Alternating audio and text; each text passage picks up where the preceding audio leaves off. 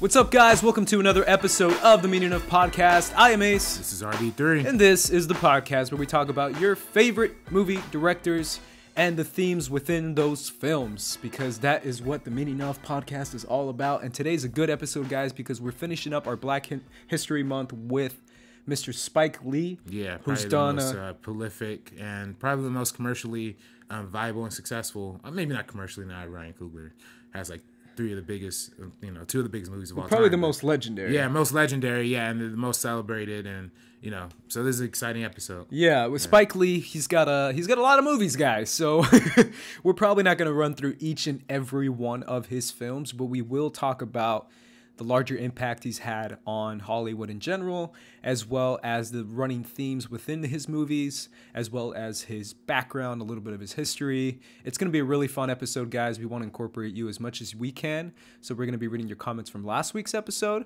where we talked about Ryan Coogler, who you just said he's probably the most commercially one, at least now with Creed and Black Panther. Yeah. But he's only done 3 films, to be fair. Whereas Spike Lee has done like a lot of films. Yeah. So we're going to do that, guys. So let's start out with some comments from last week's episode. Once again, please leave us comments. It's always a fun time to read your comments. If you're an iTunes listener, we appreciate you as well. Trust me, we don't forget about you. Yeah. RB3 always mentions you, and he always mentions you guys to me. He's like, iTunes guys are pretty cool. Yeah. And I'm like, are they? I don't know. No, I'm just kidding. But we appreciate you guys as well, so make sure you guys hop on YouTube and just leave us a comment or a like or something, so you can support us and support a different kind of podcast. Or even tweet at us too. I mean, we Twitter is always fun too. Yeah. Try to see what more we can do with Twitter. Yeah. Since we're not the most, well, at least you're good at social media. I'm not. I just post whatever's on my mind. And I guess that's what social media is. That's what social media is, man. Just live free. I mean, Trump's doing it on the toilet 5 a.m. every morning. So our president is making it okay to do that stuff. Let's read some comments. Brian Souter says, another great episode, gents. Thanks, and I'm definitely sharing. Who trumps Tony Stark in scientific genius? Reed Richards of the Fantastic Four. Yes. I actually read this comment as I was, going through the comments. Yeah. And I know that when I was talking about the episode, but I was talking MCU. MCU, the smartest guy in the MCU is Tony Stark. Tony Stark. Kevin Feige said Siri is now the smartest. Well, that's what I'm saying. Yeah. Tony Stark and now Shuri. Yeah, Shuri is like the two that probably keep up with each other the most. Mm-hmm. Probably a Banner as well. Bruce Banner is up there. He's up there, yeah. Peter Parker, I've talked to you about him. He's not the smartest in the MCU, but he is in the comics. Mm-hmm. But yeah, in the comics, there's Reed Richards. I mean, Stephen Strange is super smart. Yeah. Tony Stark is obviously super smart. Peter Parker in the comics is a super crazy genius. Yeah, well, Reed Richards by far in the comics. In the comics, Reed Richards is known for creating like crazy. Like he made the number 42 prison in the Civil War comics, which is like a freaking parallel universe prison, which is like only like next level genius people can make. Yeah. It's funny because the Marvel comics is something that I don't know as well as the DC comics. I love DC. I'm a DC guy, which is why it's always funny how DC people come after me. But I'm actually on your side, guys. I prefer DC. I think DC's better. But as far as the movies, I want to see them succeed in the way the comics succeed. But in the DC universe, for me, it's always been Lex. Wow. Lex is the smartest dude around. Obviously, there's Batman and Bruce Wayne and all that. But for me, Lex is the one who's like, this guy's boss level intellect. Yeah. But yeah, Reed Richards is great. We'll see if he ever comes up in the MCU. I think he will come up in the MCU soon. No, really? Soon. Oh, yeah. I mean, especially with the Fox. With the Fox and Disney, with the Fantastic Four kind of failing. I think that's going to happen sooner than you think. So you think even if the deal doesn't go through, it's still the rights are going to last back to the MCU? Or? I think so. Yeah. Even if the deal doesn't go through. Fantastic Four. Yeah. Yes. X-Men, it's going to be hard. Because I think Fox is gonna. I don't think if the deal goes through, they should still leave X-Men separate. They won't. I'm 100% they won't. Yeah, I don't want to see Deadpool with the Avengers. I don't want to see Deadpool. X-Force. No, anything rated R, they won't. Yeah. Anything rated PG-13, X-Men movies, they will. Yeah. So Deadpool, X-Force will probably stay separate because it's rated R. But the PG-13 X-Men movies, like the Jean Grey movie that's coming out, the Phoenix one, yeah, that kind of stuff, it'll probably it'll probably join in, or they'll just erase that and make a new X-Men. Yeah, I don't want to see him recast it 3 times. You know what I mean? Like, we already had the Get ready, RB3, because it's gonna happen. We already had Spider-Man 3 times. It's like, oh man, I want to see X-Men all over again. You know? Yeah. Gunslinger 199 says Coogler is really great. I didn't like the fate of both villains, but it did make sense in the movie. The only other thing that I didn't enjoy were the action scenes. They felt like too much CGI and not very exciting. Yeah, I mean, we talked about it a little bit. It was a little too CGI, especially the last one. I like the car. I like the car scene. I like the South Korea scene. There's really like 7. There's the 2 gladiator kind of scenes with the fighting on the road. Those 2 I loved. Those are great. Those are the best scenes. Those are the best. I guess if you count South Korea as 2 different scenes, I count them as 2 different scenes. Like the one in the casino and then the car chase. That's a great point. I think those are 2 great scenes as well. Agreed. And then I think the final fight. The final is 2. Okay. Yeah. Well, there's 3 separate fights in that, right? I mean, there's the plane. There's the plane thing, the rhinos, and the underground thing. I think the plane thing was actually kind of cool because I liked when Siri did it earlier in the movie with the South Korea thing. I like him doing it kind of too. Yeah. It was a good way to keep him involved. He was either just going to sit around or it could have seen as like a white savior thing if he came in at the end. I didn't want to see that either. But like him being kind of separate from the action was kind of dope. And I thought the CGI was wonky and like the train thing when they're fighting. And I don't want to, I kind of like that they're both wearing like Black Panther suits or whatever. But I thought like the actual fight itself was kind of cool. How they incorporated like the vibranium neutralizers and they're kind of even playing field. But you know my feelings on the rhinos. So. Yeah. Daniel Kaluuya riding a rhino. Yeah. X Shiny Diverge says Ryan Coogler to me is the best director going today. Fruitvale Station, Creed, and Black Panther are all incredible emotional films that are about so much, unlike a lot of other directors who aren't consistent in such ways. Yeah, I mean, I read a tweet last week that said, name a director with 3 films as good as Ryan Coogler. 3 first films as good as Ryan Coogler. There's not a lot. I mean, there is a few, but there's not a lot. I mean, maybe Fincher, if you don't count Alien 3. What's the you can't 7, count that. But 7 and the one with Michael Douglas. The Game. It's still not as good first 3 as Coogler. Taika Waititi, I would actually put. I mean, with What We Do in the Shadows. You definitely say Tarantino. Hunt for the Wilder People. Wow, For the Wilder People. Yeah. And Thor Ragnarok. Those 3 are. That's pretty solid. Yeah. Tarantino obviously, like I just said. Spielberg, I would put up Spielberg. there. With Sugarland, Jaws, and then Close Encounters. Mm-hmm. Those are 3 great movies. First 3 films though, Ryan Coogler is like, there's a very few directors who have first 3 films that are that good. Mm-hmm. Like 3 films, there's probably a lot, but first 3 films, those are 3 badass movies, man. Yeah, those are like really, really, really good movies. Yeah. So that's. I'm still like trying to rattle in my head what other director has 3 first films that are that level, that good, like great. Trying to think, what's Paul Thomas Anderson probably up there too? Yeah, he probably has some good ones. Hard 8, and then Boogie Nights, and then I think Magnolia. So those are 3. That's 3. That's 3 hitters right there. I don't know, man, but yeah, that's definitely right. Like Coogler has like that, and it's funny, like they all like vary up in scale. I mean, a lot of times a lot of times back before it was like smaller budget, medium budget, and that was like literally indie, medium, and then big budget, like and huge budget, to be fair. Gigantic budget. It's not even like a 50-60. It's like $200 million being spent on that. That's crazy because when I found out that was a budget, I was like, oh damn, that's a lot of money. And if that movie would have failed, man, it probably would have toppled any hopes of seeing any like black heroes or like black superheroes like really coming to prominence again. But not only did it succeed, it has the biggest second weekend box office ever. Yeah, well, after Last Jedi, or I'm sorry, after Force Awakens, right? After Force Awakens. Yeah. It had 108 million. It's even bigger than the first Avengers. Holy crap. 108 million second weekend. Yeah. You imagine that? Yeah. That's next level, man. That is next level. Like literally, like I was driving back here, and I was hanging out with my mom's earlier. But I was driving to here, and then she calls me because she went to the mall after. And she's like, "Yo, what the heck? I've never seen this many people at the mall movie theater before." And like in Carson, like next to Compton, our city.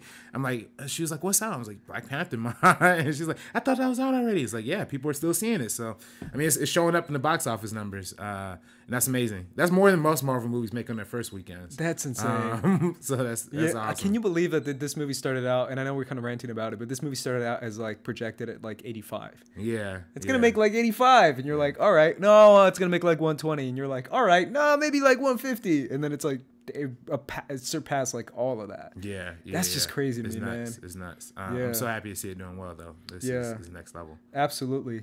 But yeah, we appreciate your guys' comments. Make sure you guys leave us even more comments. We'll be reading them every week. We always read a few of them, so we're just gonna pick them out, pick and choose anytime we see them. So thank you guys once again. And now let's get into this week's episode, which is all about Spike Lee. Yes. Spike Lee. You know what I notice about Spike Lee the most? He's very New York. Yeah. More than anything else, he's like hardcore New York, which is dope. But he has a ton of movies, and I'm going to give you the wheel a lot during this conversation because, to be honest, guys, full disclosure, I haven't seen the majority of Spike Lee's films. I've seen quite a few, but not as many as I want to be considered like an expert within this conversation. So I'm going to have RB3 kind of take the wheel, like Carrie Underwood says to Jesus. But RB3 is going to take the wheel right now. I kind of want to get into a little bit more of a conversation of his impact, his history, what he's done, what he continues to do, what he represents, and what his legacy is as of right now, as of 2018. Yeah. Because I feel like he's already left a ginormous legacy within his whole, not just within the films, but within his whole family of films, if that makes any sense. Yeah. Because there's themes that go within these films that can branch out to Netflix series, like She's Gotta Have It, which is a Netflix show, and it's a movie, right? So he has branched out into making, content and movies and the types of themes that you want to see branched out, and not just film, but in kind of any area. He's a franchise within himself. Yeah, no, he's like a Spike Lee franchise. Yeah, I mean his whole production company, 40 Acres and a Mule, is one of the biggest multimedia things happening. And you could definitely look, and when you talk about his family films, you can literally look at like his other family, like he has. And his family, in terms of his actual cousin, I believe Malcolm Lee. Malcolm Lee, who's done films like The Best Man, The Best Man's Wedding, and all of these. Best Man Holiday, and a lot of these different other kinds of films as well. He produced Love and Basketball in the early 2000s. One of my mentors is Lee Davis. He's a guy who worked under the Bill Duke organization while I was there. He produced his first feature. Spike Lee did, because Spike Lee was his mentor. And again, like Spike has had such a legacy of he's an educator at NYU, so he teaches kids, and his students actually end up working on his sets, and he pays for all of his. I don't know if he pays for his students, but he takes his students on a trip to the Cannes Film Festival every year. So he has a big impact in like influencing and converging the young generation. And you talk about him being a New Yorker. He's from New York. He's from Brooklyn. He's had a lot of his movies, if not all of them, are set in New York. And they all have a distinct like New York feel. And he went to NYU, the same place that filmmakers like Martin Scorsese and Oliver Stone went. And I believe he was even taught by Scorsese. And his master's program film, which is Joe's Best Eyes Barbershop, Ang Lee was an assistant director on that. So he has had a place with a lot of different filmmakers, with a lot of different types of movies. And even to this day, he's directed more than just films. He's done a lot of music videos. He's done a lot of documentaries, which we're going to talk about later. He's done a lot of, he was the director of 2K17, the video game. Oh, I didn't know that. That's awesome. He directed the story mode in that. So he definitely has like a lot of, and we're going to talk about how much he loves basketball when we get to some of his later films. But it's just so fascinating that he has this huge affinity towards all types of different kind of media and outlets, and he hangs out with a lot of like, you know, he's front row at every Knicks game. You know, he hangs out with a lot of like rappers and kind of uses hip hop as his kind of influence of his style too. But he's also a genuine movie fan, and you could tell that all throughout his work. When we talk about Do the Right Thing, there's that whole sequence with the love and hate that's taken right, you know, it's kind of paying homage to a Jean-Luc Godard film, and a lot of different, he has a very strong sense, and he had and at his class at NYU, he gives like his students a list of movies that they have to watch. Very diverse, like, you know, old classic movies and such like that. So he's a student of film, and he's a very creative guy. Right. Where it's like he has his own voice, his own style, and he's very creative, but he knows his stuff. Like, he's a very knowledgeable, you know, guy who's very much a fan of film and a student of the art of film in general, which I realize now more and more that's so important. Mm-hmm. Like, it's so important as a director. I mean, I'm doing this podcast for I don't know how many episodes. What episode is this? Never mind. 23. But for as many episodes as we have and learning about these directors, I think the biggest thing that stands out the most, obviously having a voice is extremely important, but I don't know, maybe watching, I saw an interview with Coogler talking about how he, you know, obsesses over just film stuff. Mm. Film stuff meaning like shots and composing shots and lighting and stuff that personally I'd be like, nope. I just want to see the guy, you know, have a choreographed fight and get kicked in the head. Right. That's it. Right. But as far as like, you know, actually putting that stuff together, you kind of need to know your stuff. And I think Spike Lee has proven throughout all his filmography, even in his first movie, that he knows what he's doing as far as on a technical aspect. Yeah. So as far as his history, you said he went to NYU. Is there anything else that stands out as far as like how did he get his break in a film? Well, how do he got his break? I mean, shorts, right? He started doing short films. Doing a lot of shorts, and you know, doing a lot of times when you do like master programs at like film schools, that's really the way you get to meet like a lot of not only like your peers who you end up working with a lot of times, but you also meet a lot of people who are, you know, looking to recruit some people. But also his shorts, and kind of going not to how he got his break, but like kind of a piece of background that's I guess kind of important to him as a filmmaker is that his father was a jazz musician. Mm-hmm. So and like a lot of his films have a very heavy jazz feel, even to the point where his early stuff was actually composed by his father. So and like, you know, again, very like distinctly Americana kind of feel and iconography in his movies, just based around the music.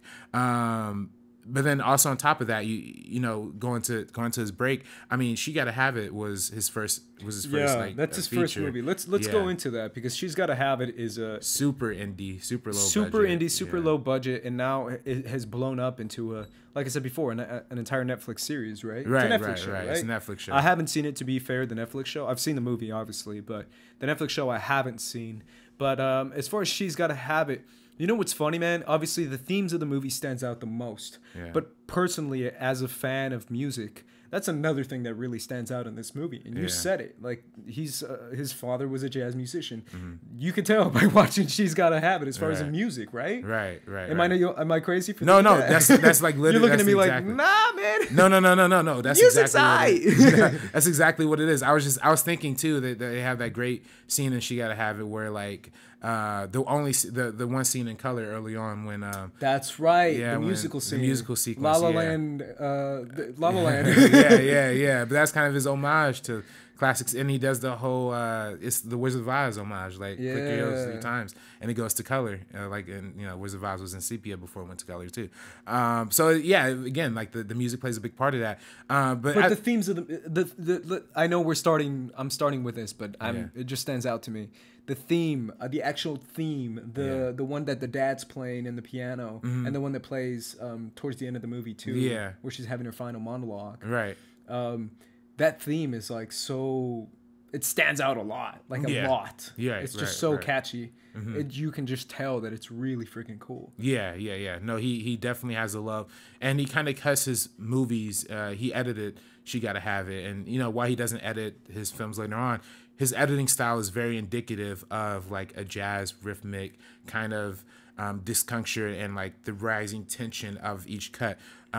There's that one sex scene early on in the movie where she's on where like they're on the bed, and then it kind of flips like when they're like in different positions, and the music increases and accelerates as like the cuts get like more rampant and rampant in that moment. And I just think that's Spike's style. That's the way he's always kind of enjoyed like the rampant cutting, the kind of disjointness of like a jazz musician might have, but like also the rhythmic and this movement transition to those moments too. So. Yeah, absolutely. I mean, obviously, another thing that stands out in the movie is the fact that it's super indie. I mean, it's black and white. Yeah. I mean, you know, I was thinking about this the other day too, because I saw a movie this year that was in black and white, a very indie movie that was in black and white. And it's funny because when people do it in black and white nowadays, when filmmakers do black and white, they do it in a sense of like, I'm gonna be artsy. But back in the day, people did black and white because it was cheaper. It was just cheaper, man. Yeah. So it's so funny when people like nowadays it's like black and white. It's this. I'm gonna be an artsy guy. Yeah. But back in the day, I was watching this movie and I'm like, yeah, you do that black and white because it's cheaper, man. Yeah, you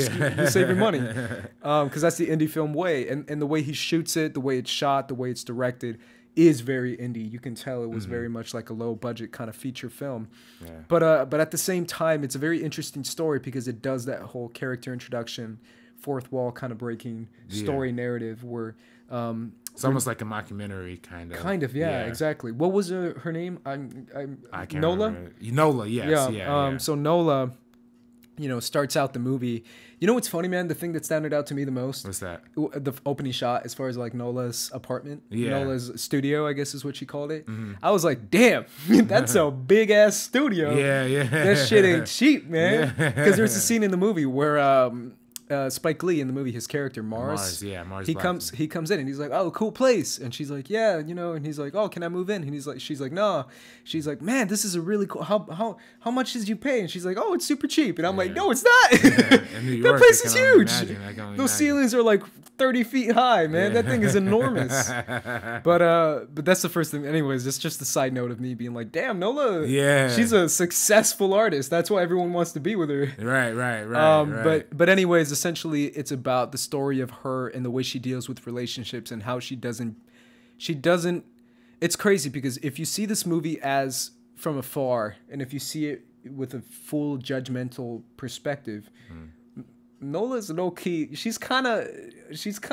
I don't want to say the word, but she's kind of like Santa Claus's favorite word. I see. But at the same time, but Spike Lee doesn't. But he doesn't present it that way. Yeah, he doesn't judge. He teaches you. He basically shows you a character that on paper you would say she's kind of, you know. Yeah. And he reverts that and says no, she's not. And he makes it a point throughout the entire runtime of this movie to tell you that she's not. Yeah. That she's liberated. Her own woman. And that she's just doing whatever she wants to do, and fulfilling whatever she wants to fulfill and living her young life the way she wants to. Yeah. And you can tell that by the very end of the movie when she kind of tells you, you know, that she's chosen not to settle down or whatever. And it's very interesting because throughout the whole movie, like I said, on paper, Nola is kind of like, whoa.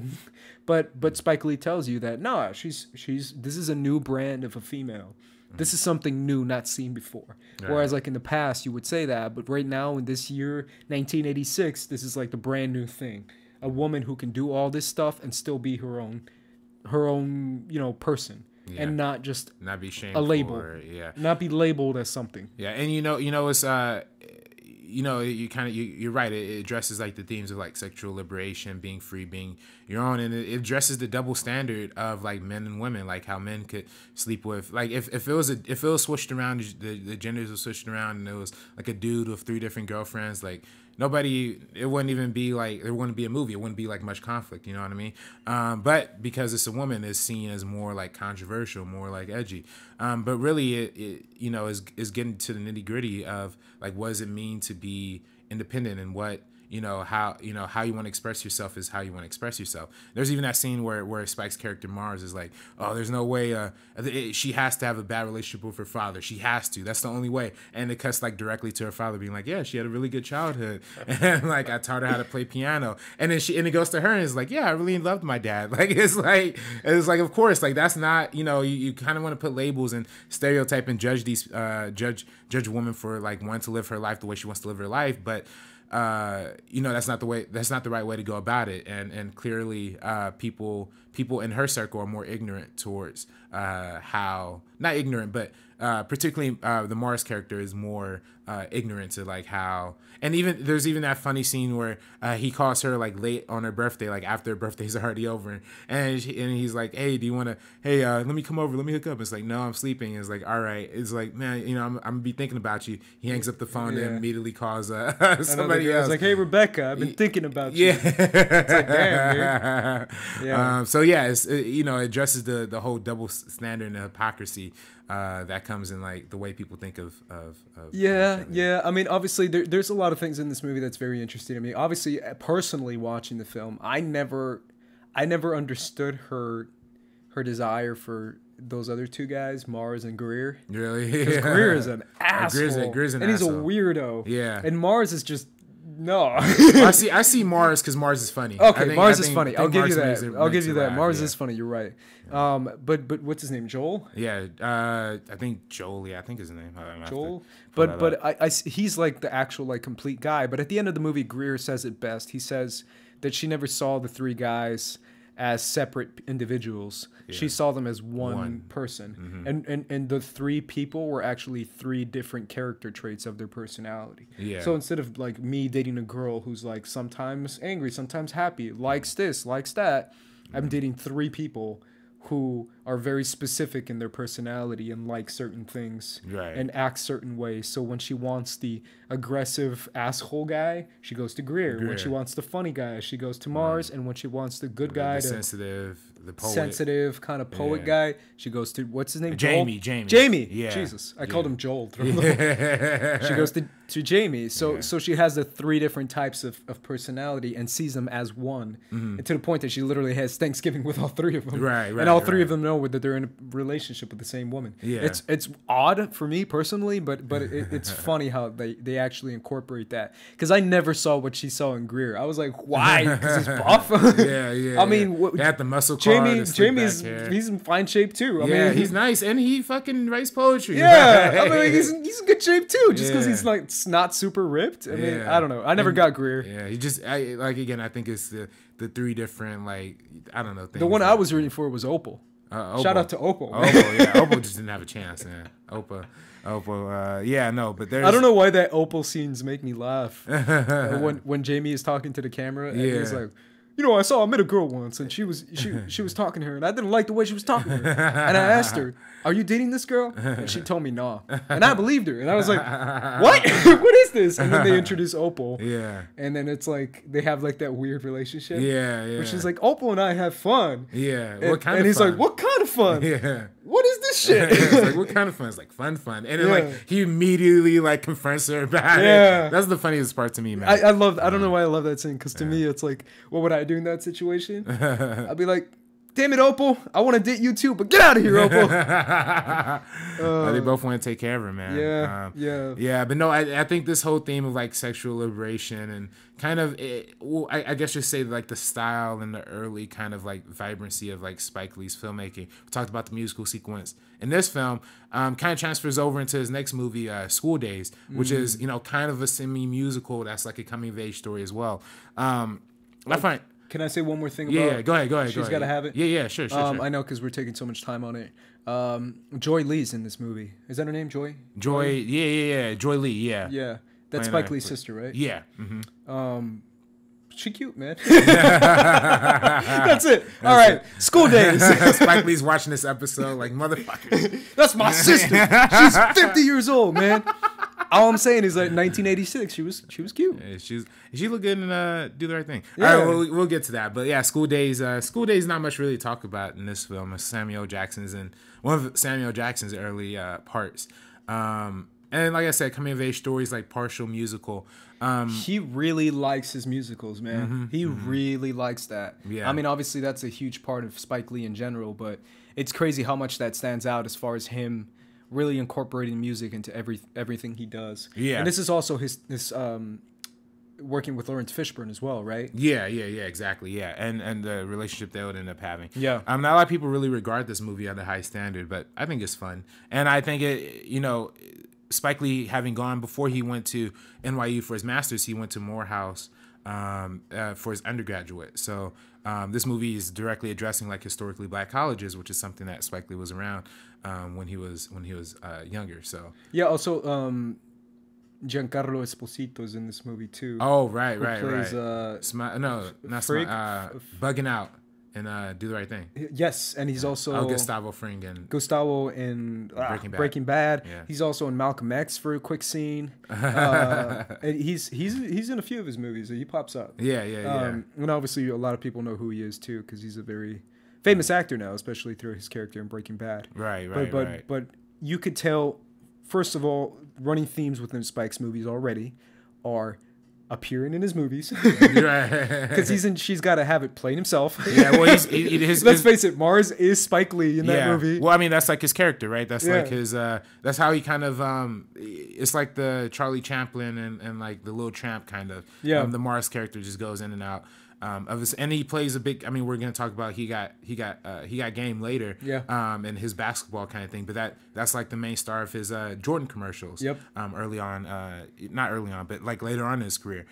So yeah, it's definitely is nice to see like a kind of like consistent figure in his movies. And also music. Music is a huge part of what he does as far as musicals in general, and very traditional musicals, like you said before, with the musical scene and She's Gotta Have It, and also with the There's No Place Like Home scene, stuff like that really incorporates classic, but also modern as far as what he's developing with hip hop, like he does in Do the Right Thing, but also classic in the sense of jazz too, because jazz is it's a much more older type of classical feel for a lot of people. A lot of people regard jazz as a very traditional type of music that can stand the test of time. Yeah. But yeah, you want to jump in and Do the Right Thing? I mean, we'll probably spend the most time talking about that one. Sure. Because it's probably regarded as probably his best film. Came out in 1989, the same weekend that the original Tim Burton Batman came out, by the way. And it's probably one of the more upon its release, the most controversial of his films. Probably to this day his most highly regarded. And I think part of that is because if you release this movie today in 2017, it's just as relevant today as it is when it came out originally. So this is another one of his films that I've said before that is very much New York.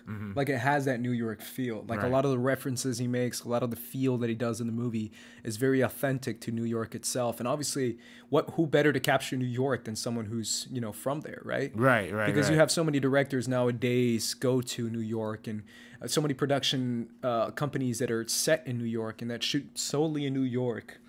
But as far as Spike Lee, he makes it a point to really feel like you're in that city, like you're in that block, like you're in that neighborhood, right, with those people and dealing with the same types of things they're dealing with, and even the diversity you see in those areas. Yeah, I mean, New York is filled with Puerto Ricans and Dominicans and Italians and Black and so many different types of people that live in just one block. Can be so many different types of races of people from New York, and that's a very New York feel in general.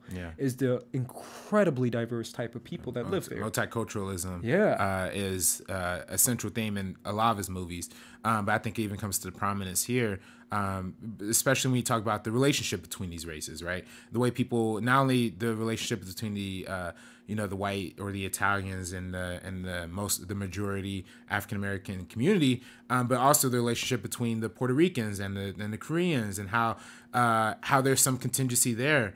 And there's that great scene where I think part of what makes this movie so great is that there's varying different levels of, like, a lot of times when movies about race, usually a clear bad guy, clear good guy, but here is like varying different levels. Obviously Pino, the older brother played by John Turturro, is very, very heavily racist.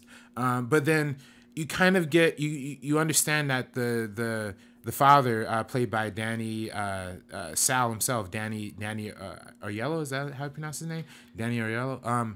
Anyway, he has a very kind of storyline that reflects somebody who is willing to accept the neighborhood and willing to embrace the neighborhood, but also somebody who's kind of frankly using the opportunity to put his pizza shop in the middle of a black neighborhood, in a black community, to profit off of that. Because he has that scene with Pino early on. It's like when Pino's like, "Can we just move?" But his whole point is if we move, there's not like. If we go to any other white neighborhood in New York or in Manhattan, there's plenty of pizza places there already. So they open up shop here in this like minority, mostly black populated area to get money from there, because there's no Italian shops that would normally service there. Same thing with the liquor store across the street with the Korean. And then, of course, it's coming out in 1989, where there are so many different relations between the Korean shop owners and the black community that even spilled into a lot of like the Los Angeles, which was one of the main causes of the LA riots. So it's a lot of different ways they address the different like varying shades of racism. And even Pino is racist, but he's not like full on he is racist, but he's a different kind of racist, where he thinks that because the entertainers that he enjoys, like the Michael Jordans, or I'm sorry, the Magic Johnsons and the Princes and the Eddie Murphys, like they're not, he says they're not really black, but they're still his favorite entertainers. So it's different like shades, and I think that's what complicates the movie so much. And that's what makes it so not modern, but modern. Yeah. In the sense of like when you see other types of movies that are African American central, and you have the white racist guy, it's always hyper racist. It's always KKK. I'm gonna shoot you and kill you and take your family, kind of racist. Mm-hmm. And this racist, like you said, is much more. It's different. It's more complex. It's more. Not in the sense that, I'm if you ask him, he's not going to be like, I'm a racist guy and I hate all people and I want them all to die. Right. Because I feel like that's also the issue with race in general, what we're dealing with today. Yeah. Right. Right. It's so many times we see racist comments from people, racist ideals and racist, stuff that comes from people. Mm-hmm. But if you ask them point blank, are you racist? They will tell you no. Yeah. Right? Because the way they define racism is KKK, all black people should die kind of racism. Right. And it's like, that's not racism anymore. Mm-hmm. That's racism 50 years ago, 60 years ago.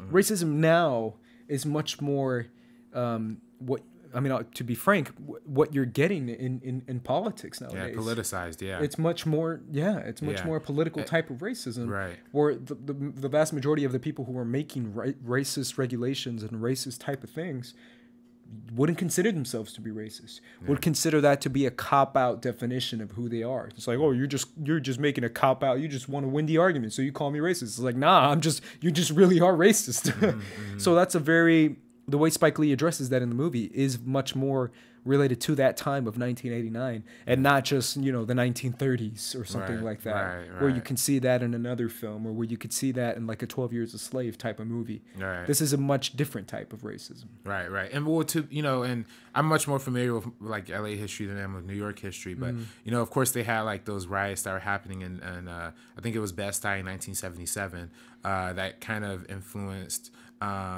what happened at the end of this film. And you're right, like the way we discuss race now is so politicized, and so people think it's like a controversial thing to talk about race, which it really shouldn't be. I think if we did, it will lead to a lot more acceptance. And I think this film also goes into that a little bit as well, when Radio Raheem goes into the Korean shop and he's initially like barking at the guys, barking at the owners for the D batteries, but then like he's being kind of aggressive and race, kind of like racist undertones to the way he's addressing them, but he ultimately finds respect when the Korean homie is like, motherfuck you, and he's like, motherfuck you too, man. Like it's like a nice little moment of like it's possible if we talk to each other. And even that scene where he's with the Puerto Ricans and he's having like the radio contest, what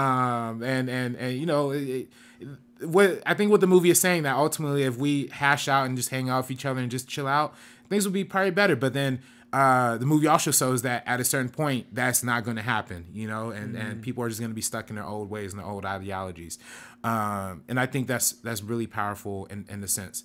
But going back to the original point of having the different external influences kind of seeping in, a lot of what was happening in the country was building to a sort of boiling point, not just in Los Angeles where we had the LA riots in the early 90s, but also, I mean, like I said, New York was having like their own problems, and just in general, the way that gentrification was starting to enter into a lot of minority communities, we really start seeing that a lot. In the 1980s, we also started to see a lot more. Cop killings have always been happening since like the beginning of us becoming a police state, but it was starting to become more of a national crisis in the 80s as well. So in the end, when Radio Raheem is strangled to death by the cops, is really relevant and really sustains what. And even the cops in this movie, they're seen as like the outside intruders, as the people who are like the overriding authority, the police figures. But then they even have like a scene where they are like kind of redeemable when the fire hydrant's going off, and then the jackass with the convertible is like riding through, and the cops are just like back off or whatever. But then of course they are still seen as like the territorial presence coming in, killing the fun, all that kind of stuff. So, and ultimately actually killing somebody in the community. So.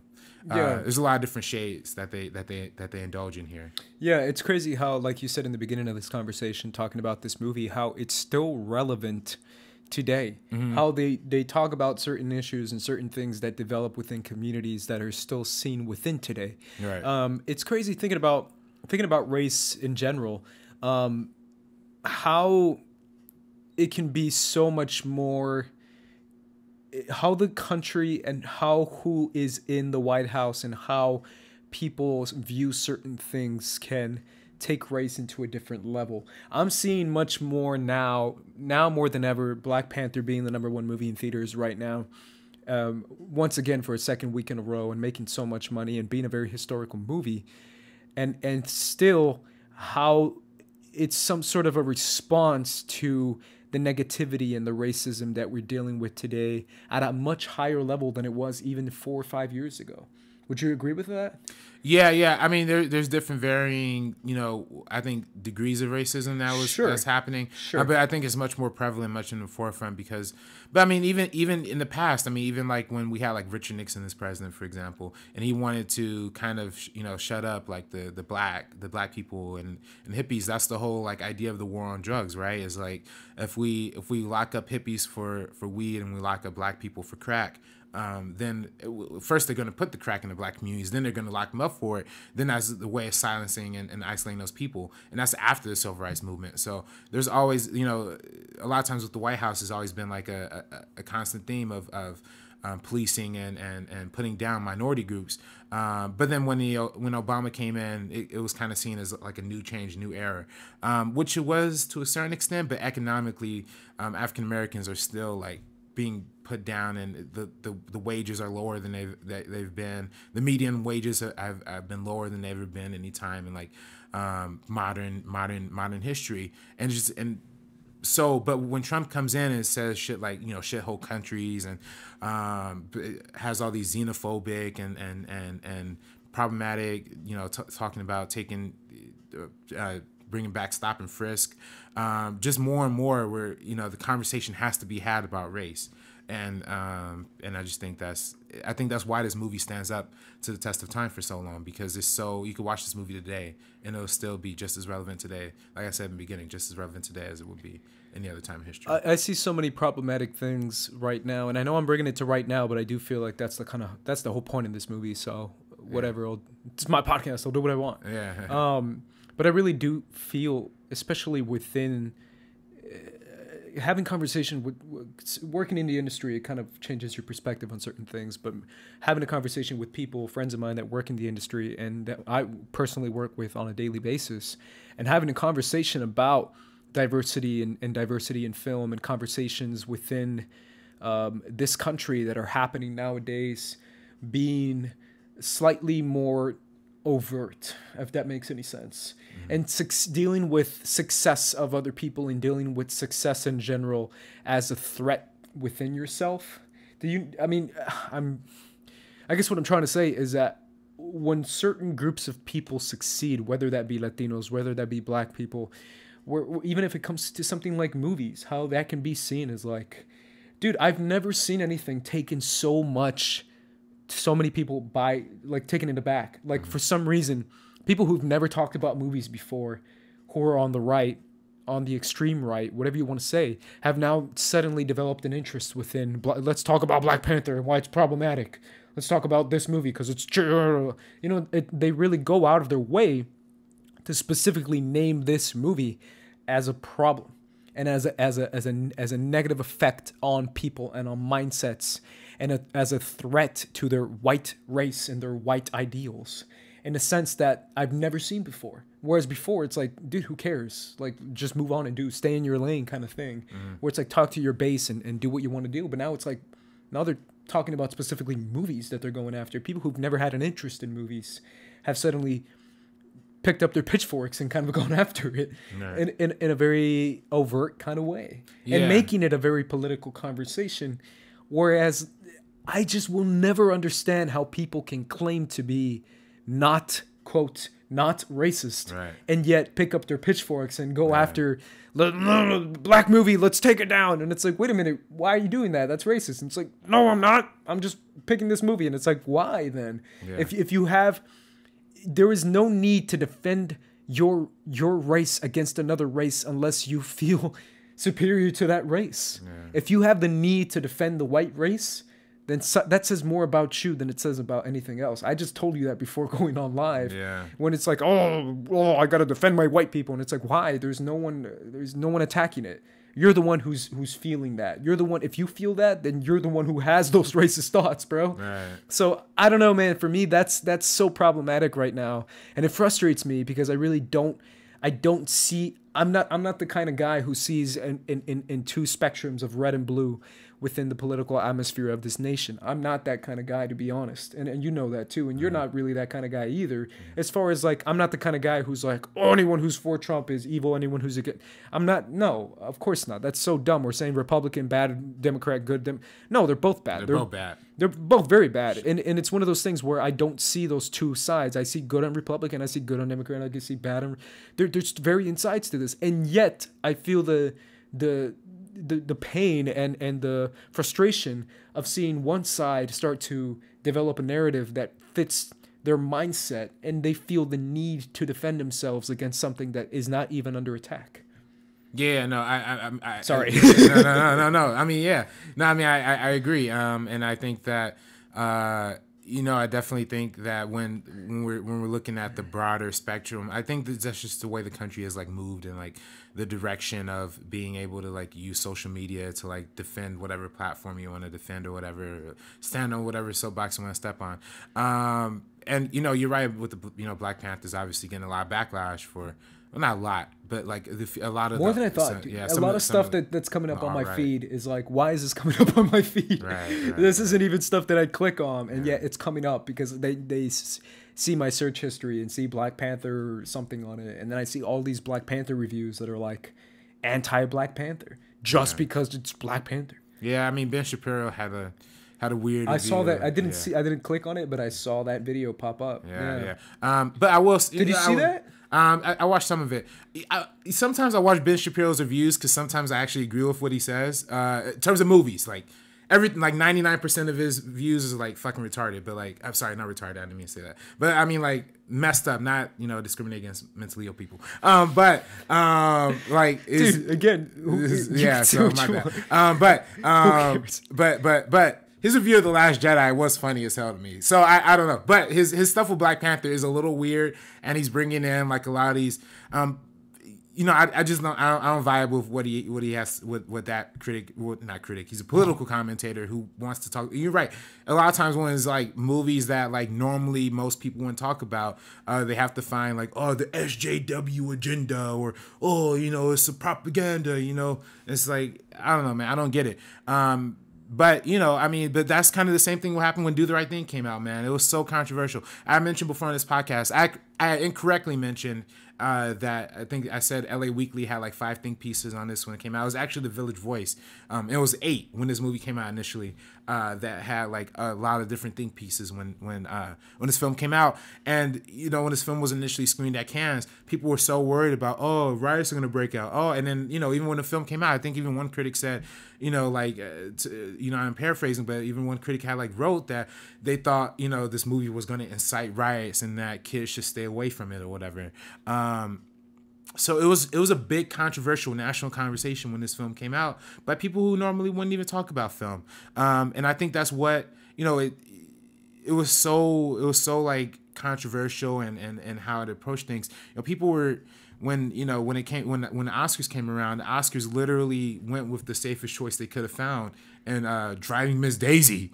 And I can't even remember the movie that beat this for like best screenplay was something like RB3 wasn't even there, but he still remembers. Man. Yeah, well, I don't remember. I don't remember personally, but I like read a lot of stuff. Yeah, yeah. The movie.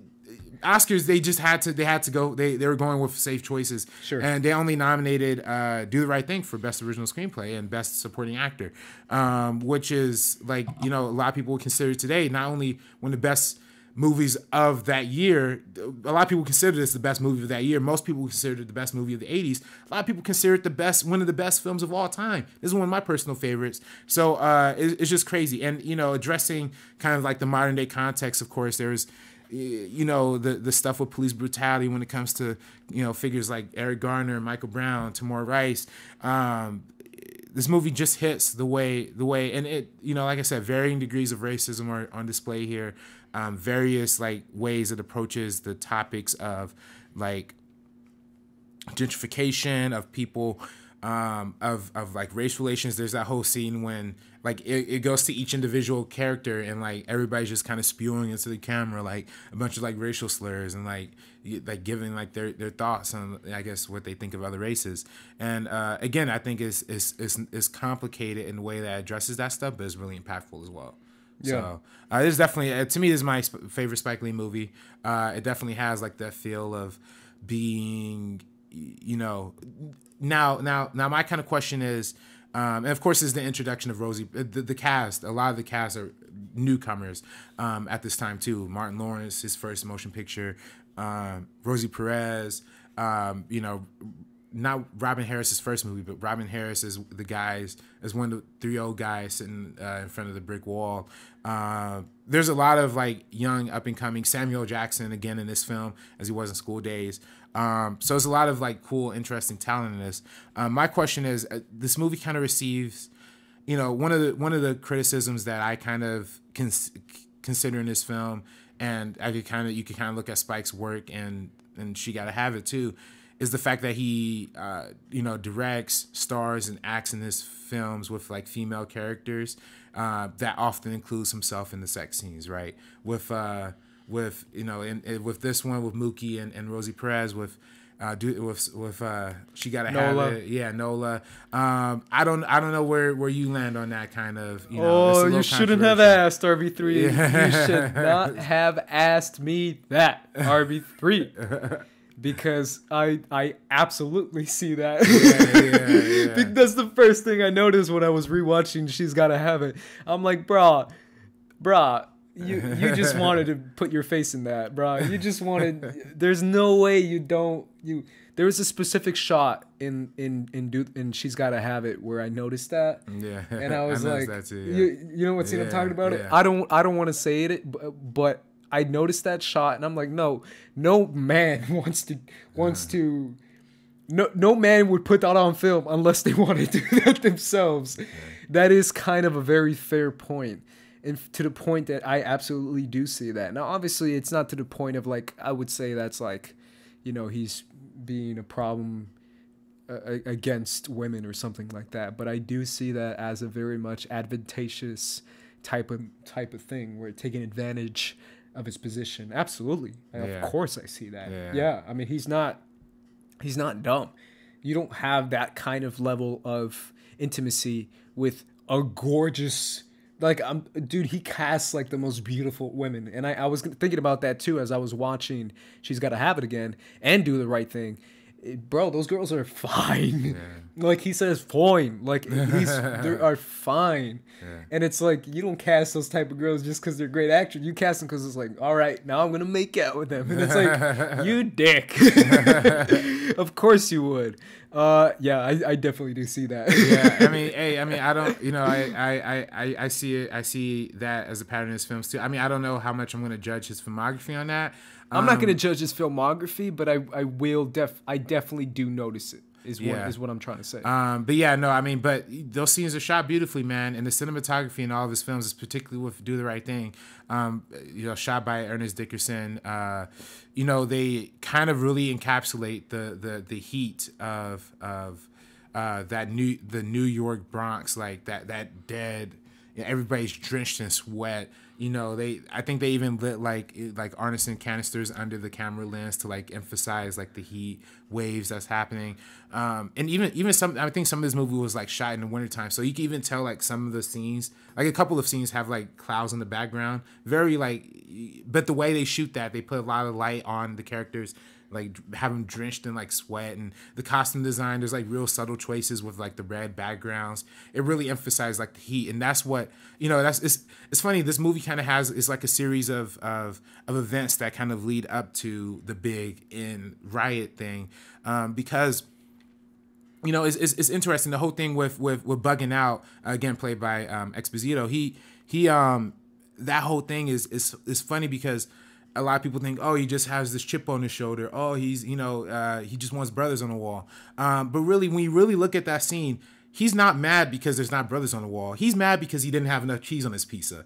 Like, that's really where it came down to. And that's how the whole events of this movie kind of sparks out. He keeps putting the Parmesan on, and Sal tells him to stop, and this immediate. And he even says he goes to Sal 3 times a day. If he goes to Sal 3 times a day, why doesn't he have that problem before? But it's because of the heat. He's hot, he's mad, he's furious. And because he didn't have enough cheese on his pizza, that now we have this whole riot spill out, an entire shop burned down, a young Radio Raheem killed, and the community in shambles, which is, and again, it's funny, and I don't even know why I mentioned in that order. I should be putting Radio Raheem first and then the shop second. But I think that's also a thing that Spike Lee also has a big problem with when talking about this film, because he says a lot of times when he's doing Q&As or interviews, a lot of times white reporters ask him, did Mookie do the right thing?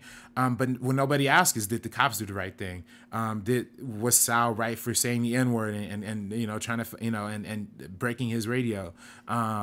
Is where are you really drawing the line more towards destroying somebody's property, which I interpret that as, that whole sequence as Mookie making a conscious decision to throw the trash can in the window to save Sal, because they were going to go after Sal. They were literally going to like beat homie up and his family. So would you rather have, after one of their own died, of course, after somebody in their community died, so it was better to destroy the property where the insurance could pick it up later, rather than having like violence against the people. And I think that's really sad, especially when we talk about modern cases now of like Eric Garner and Michael Brown and Baltimore and Ferguson and all these different places where people, the media gets so hung up on there's riots, oh my God, people are destroying property, where, dude, a life was lost. Like, that should be that should be the story. Why are you spending time talking about this when you should be addressing directly how police brutality is still a major problem in this country? How now that because we have cell phones is more, we're exposed to it more. Do cover pieces on how that was a big thing in the past too, and how this legacy of over militarized police has still taunted our legacy as Americans, and towards the black community. But no, people want to talk about property damage, the CVS's, or the stores, and everything is just, it's like, come on, man, let's focus on the real issue here. But I digress. Yeah. No, I feel you, man. That's absolutely true. It's always one of those things where the small action is focused on more than the bigger action. Yeah. Depending on who's doing it, right? The property could come back. Like, you could rebuild, insurance is there for that purpose, but like, are you going to really measure that up against the loss of a young man's life? Yeah. It's crazy. Absolutely. Yeah. Cool, man. Any other words on Do the Right Thing? Nah, I mean, Do the Right Thing, man. But this really set him off into the next level. I think this film is probably not solely responsible, but one of the big reasons why he's known as the Spike Lee he is today. And this gave him the legendary status already just with this film. Yeah, right, exactly. So he had, after following these movies, he had 3 more movies that came afterwards: More Better Blues, Jungle Fever, and Malcolm X. Now, obviously, the one that stands out the most is Malcolm X, but what do you think of those 3 films in general? Yeah, I mean, Mo Better Blues is, again, another example of the jazz influence. It's about a jazz trumpeter.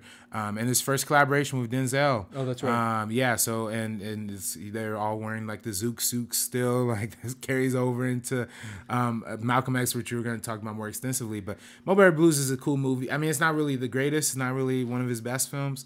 But it's kind of his first forte in, like, a big budget kind of thing. And, you know, it's immediately following after Do the Right Thing. It has its own thing.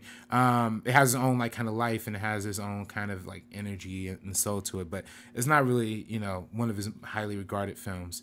But Denzel is an important part of it. Jungle Fever is kind of the same thing as another idea of sexual liberation, kind of addresses the idea of race with the white man, the black girl, the black woman, how that kind of interplay happens. But the main thing we want to get to is Malcolm X, I think, because Malcolm X is kind of seen, you know, whereas a lot of people consider Do the Right Thing to be his best film. A lot of people consider Malcolm X to be like his magnum opus, like his big budget, like his statement to the world. 3 hours, I think 3 hours and 12 minutes, something like that, of just pure diving into the life of Malcolm Little. As you could kind of break this movie up into 3 separate sections, really. You know, the whole opening section with his life of crime, you know, with you know, like with the Zook suits and the crazy music. The second portion being his time in prison and how that influenced him as learning more about and educating himself more on the stuff pertaining to converting to Islam and becoming a Muslim, but also becoming very radical and extreme, and then moving over into like the later part of his life, with his pilgrimage to Mecca and coming back and having kind of a new sense and approach to the way he approaches civil rights. But it's just interesting how prominent, you know, he had like a very, you know, the actual person of Malcolm X had very like troubled story life, but I think Spike Lee kind of encapsulates all of that as much as possible and interweaves that into a lot of different moments into this movie, and it just works. To me, this is probably this is my second favorite Spike Lee. And of course, wearing the Malcolm X hat.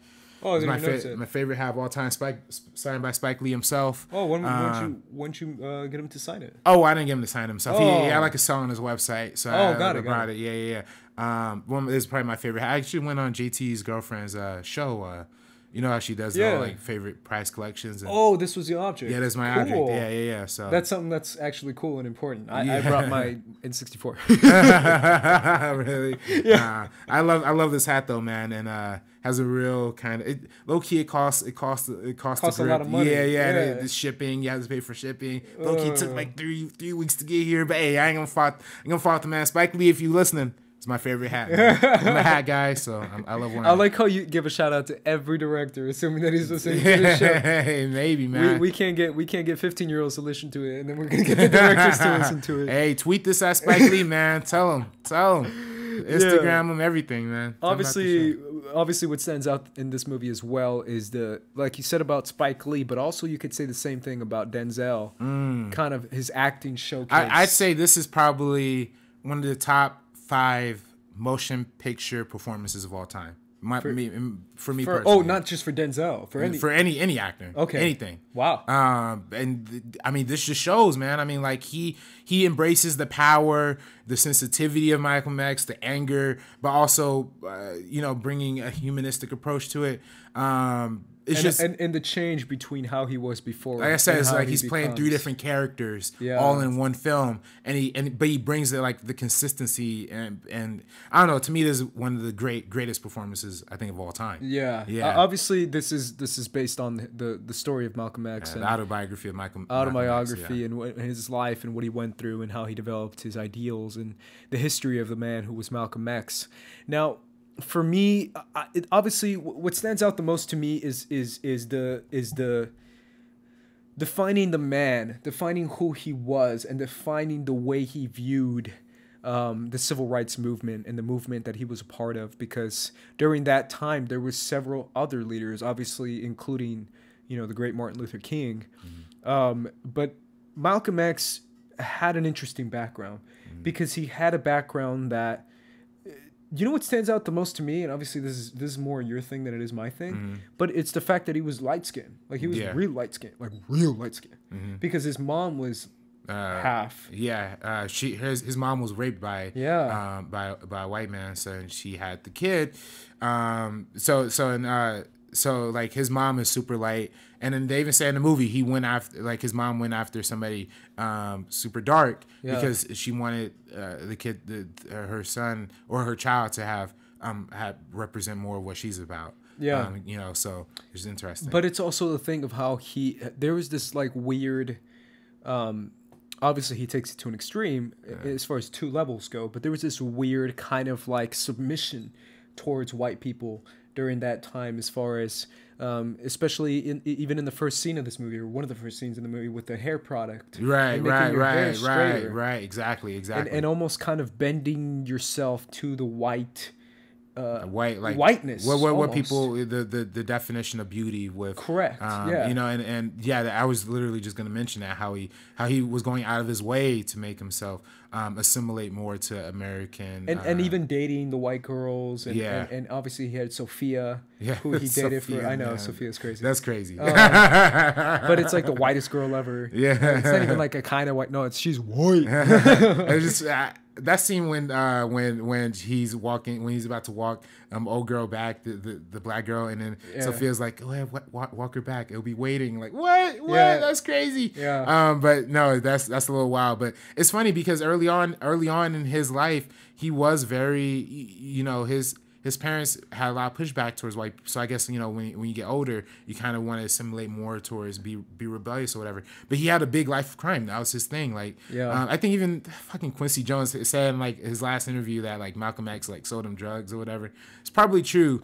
But I don't know why he had to say that. But yeah, he did used to have like a story life of crime in his previous life. In his previous life, when he was much younger. Part of the reason he was able to get away with that is because he was lighter skinned, because he had like the slick hair, because he wore like the Zook suits with Spike Lee. Shorty. Yeah. Those scenes are so funny to me, man. When they're like walking down the street, they're like doing like that's funny to me, man. But that was that time, man. That was that era. Once your arms get tired, if you just kept walking like this the whole time, you're dancing everywhere you go. It's like, bro, don't you get tired of like being happy and dancing? Damn. But yeah, that was obviously something that is a part of his life because he remembers that, and the fact that when he goes to prison and he meets what's his face. I can't remember. I don't know his name, but he teaches him the very much.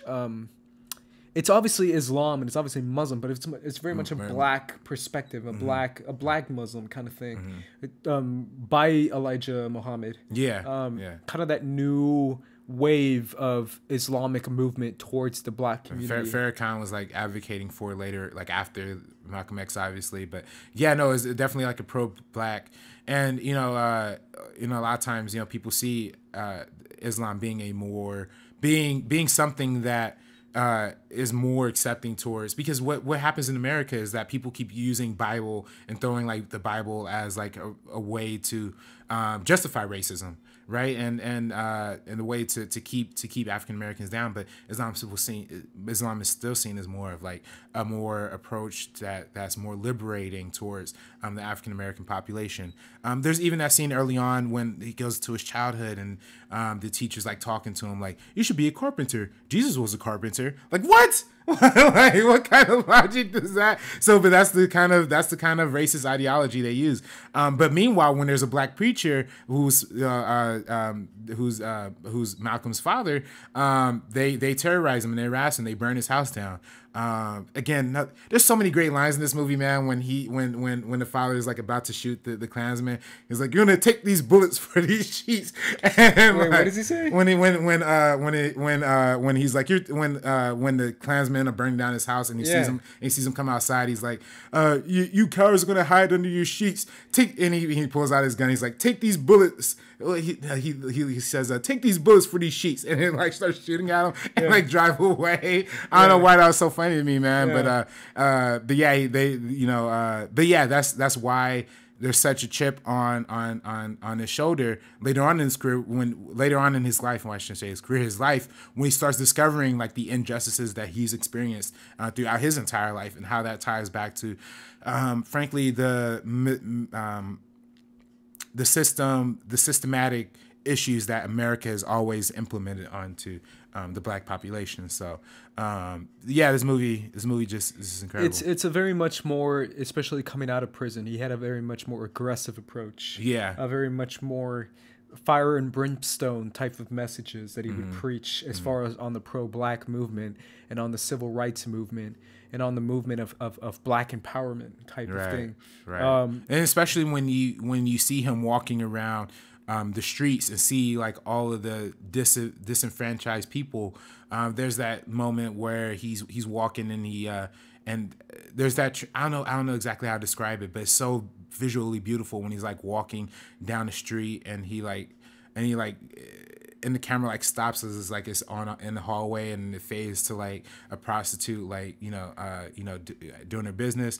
It's just like there's so like that's literally what it all comes down to a lot of times, is like how black people have been just kept down and held down for so long, and he's seen that throughout his entire life. Even when he visits the homie who's really mentally disabled and he has to take care of him. There's so many scenes where you see how beat down black people were at this time and just in general, and how that kind of fuels the anger within.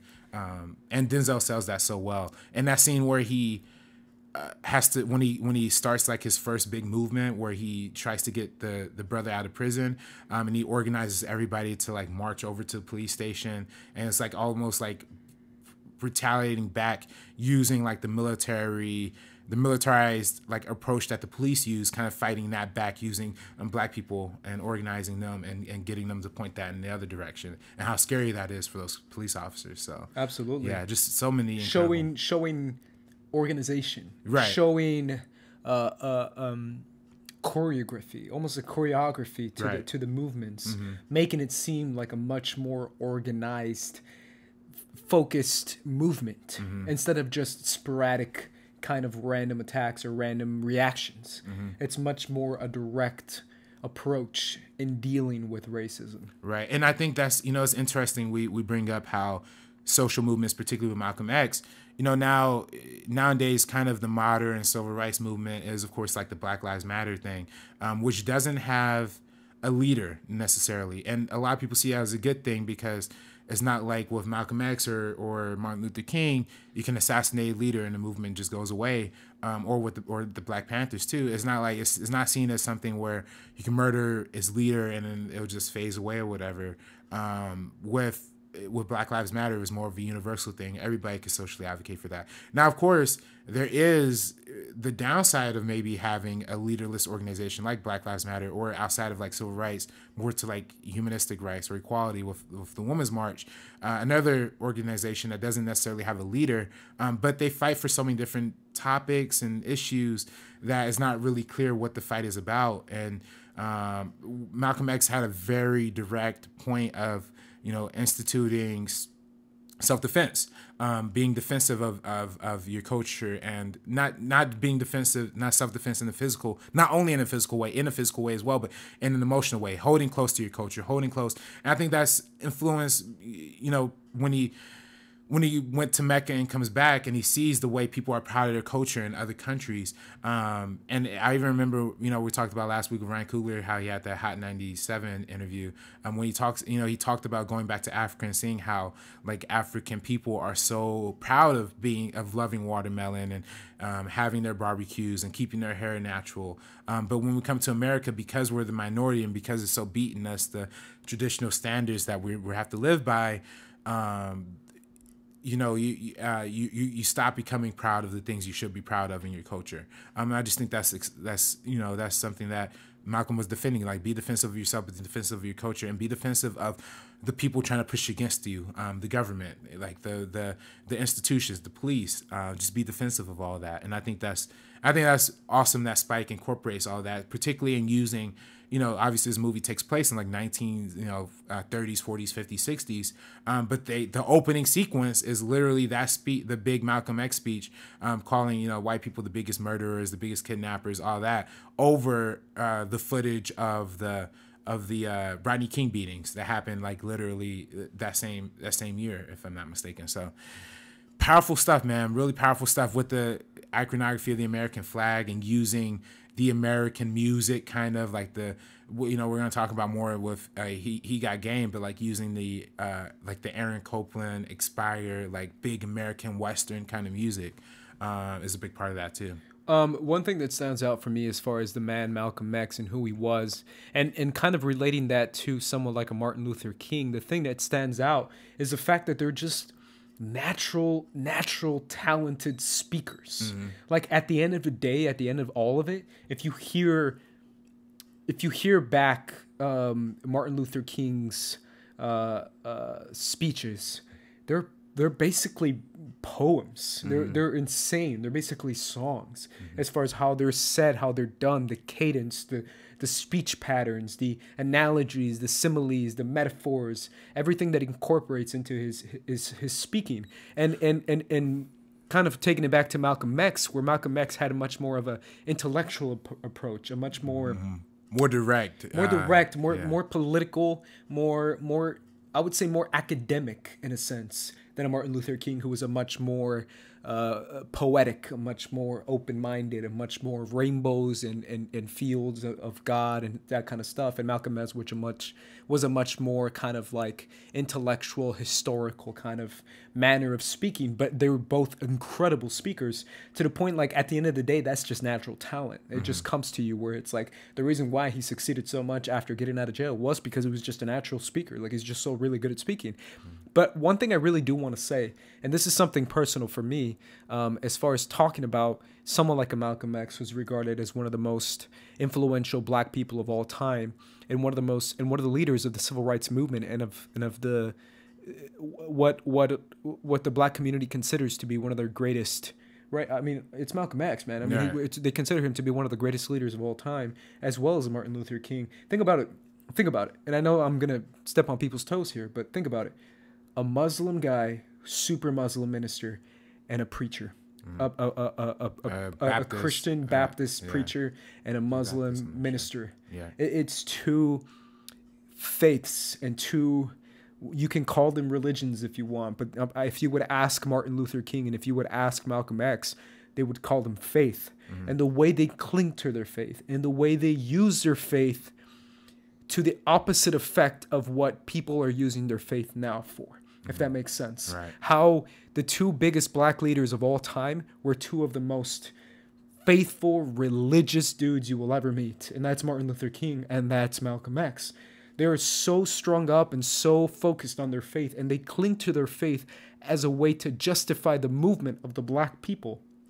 The fact that those other people can use their faith, whether it be a Muslim or anything else, or a Christian, and use the faith as a way to oppress the black people. To me, that's the thing that stands out the most to me, right, is the fact that people nowadays look at Christianity, look at religiousness, look at Islam, and look at all these faiths and see them as something that's so negative and so evil and so putting us down, oppressing us. And the two people that freaking did the most work were two of the most religious people of all time. Right. Like, that to me is like, we need to stop looking at faith and looking at people's perspective on God, right? Because there's still two faiths, Muslim and in Christianity, that are both so different, and yet they both believe in God.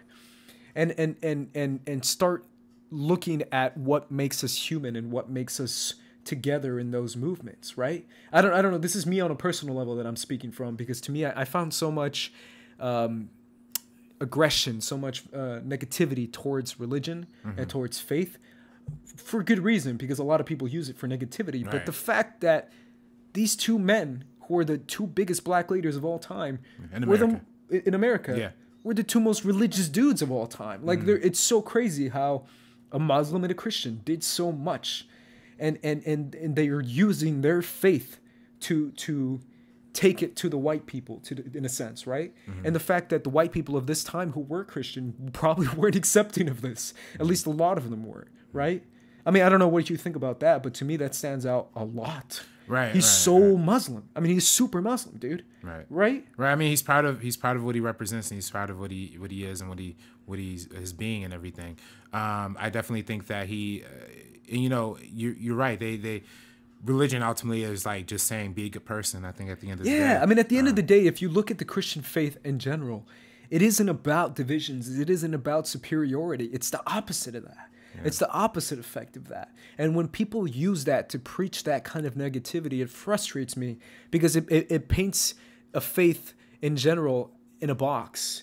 And even in the Islamic community, because, dude, if you really think about it, like, there's a lot of controversy on this, and I listen to a lot of political podcasts and stuff that talk about this. But the conservative Islamic movement is a movement that's killing people, literally killing people right now in the Middle East, using the Islamic faith as a way to justify the murder of women and children and homosexuals and whatever you want to call them. They murder what they consider to be against Allah. And yet there is this other side of the Islamic movement that wants to uplift and bring together and help other people. And it's so many varying degrees that I really do feel like it's a dangerous perspective to paint religion in one sense. And don't get me wrong, religion has done a lot of bad in this world, But in the sense of the faith in general of what God is supposed to represent to the vast majority of these people, whether it be Islamic or Christian, is positivity, is unity, and it's peace. Yeah, no, and I think using the how similar they are, but how how kind of almost a little bit contrasting they are too is kind of the beauty and like the nuance of understanding the argument towards civil rights. I mean, that's the whole question, to do the right thing at the end, where they have the two like kind of competing. They have the two competing like Martin Luther King and Malcolm X quotes. But at the end of the day, doing the right thing is not like, believing in whatever, or it's just being a good person, and it's just, fighting for the people who are underprivileged and the people who deserve the same opportunities as anybody else. So. Yeah. So if you disagree with me, No. I mean, no, I don't disagree. It seems like you're like, man, I hate this guy right now. No. I mean, I get what you're saying. No, all I'm saying is that it doesn't matter what background, what faith you are, as long as you're a human being, a person, fighting for that is the most important thing, I think. Yeah.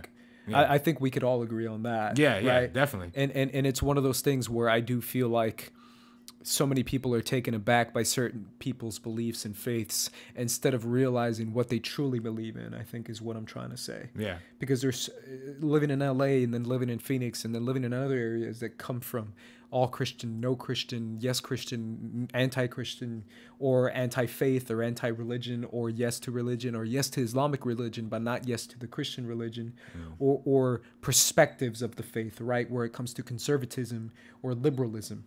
Right? Because there's liberalism in Christianity and Islamic, and there's conservatism in both, right? But kind of realizing the encapsulating atmosphere and the encapsulating message of both faiths should be, peace and unity and good. Yeah. I mean, the most basic stuff in humankind. Right. And yet it's caused so much war and so much hate on both sides. I mean, specifically within the black community. I mean, I'm not mistaken when I say that. Yeah. How many people in the black community have used their faith or grown up in faith in the church, whether it be the Christian church or even the Islamic church, because there's a lot of black Muslims. Yeah. But that's an important part of the African American community. Yeah, it is. Yeah, definitely. And I think that's, you know, faith is what kind of carries African Americans through a lot of the more trying times in American history, through slavery, through the civil rights movement, through everything. I mean, that's what, and again, that's what helps. That's what gives us an understanding and a guide. And I think that people interpret religion differently, but at the end of the day, like I said, at the end of the day, it's all the same stuff. It's all I just like, feel and I don't think there's no need to like I don't think there's a need for people to like trivialize religion and like try and say it's like you said, it's not a bad thing. It's the way people use religion is what it is, and it's I think it's become so politicized to the point that I don't know. I was thinking about it this weekend and this morning, specifically. I mean, even on a Sunday too, right?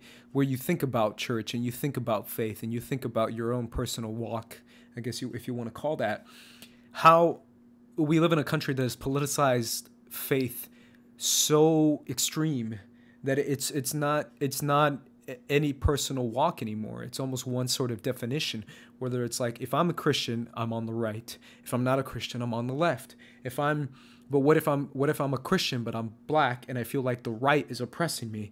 Then where am I? Am I on the left or am I on the right?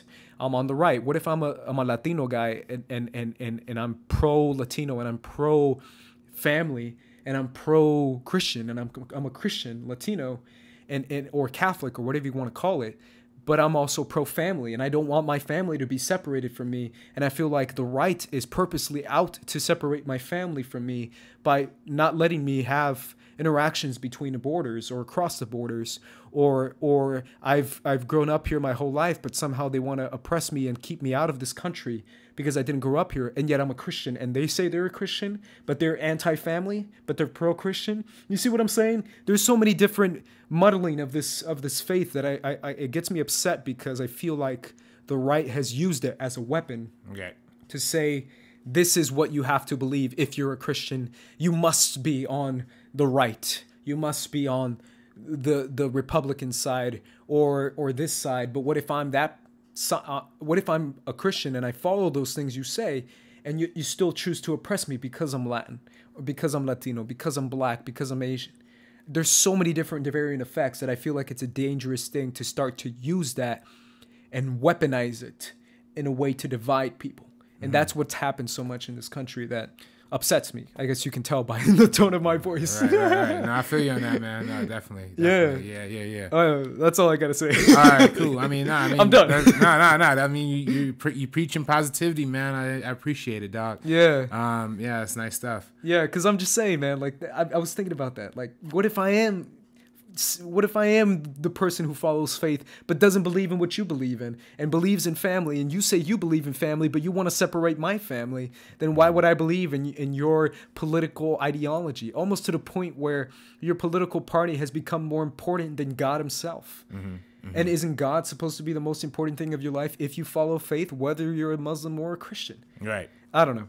I'm gonna stop. No. I mean, I get. No. I so get what you're saying. No, I think that's crucial, and I think particularly going to like the law and punishment of like different religions and just different people in general. I mean, Malcolm X kind of addresses that in a way, like particularly in the incarceration aspect, right? Like how people of color are locked up and they're forced to like stay within, kind of locked up behind cages, and that's the only means they're able to like embrace their own religion, because that's all they have left is faith, right? But I mean, the anxiety of incarceration is something that like carries through in like a lot of Spike Lee's films, at least.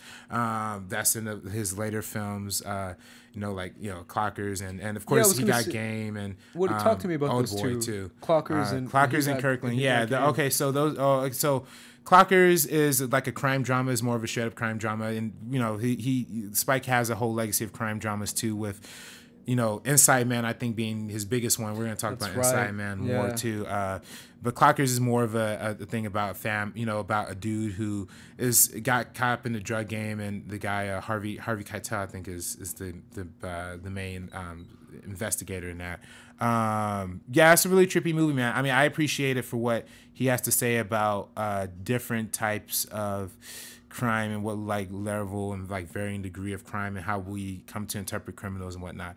His film before that, though, Kirkland, is more of like a personal film for him.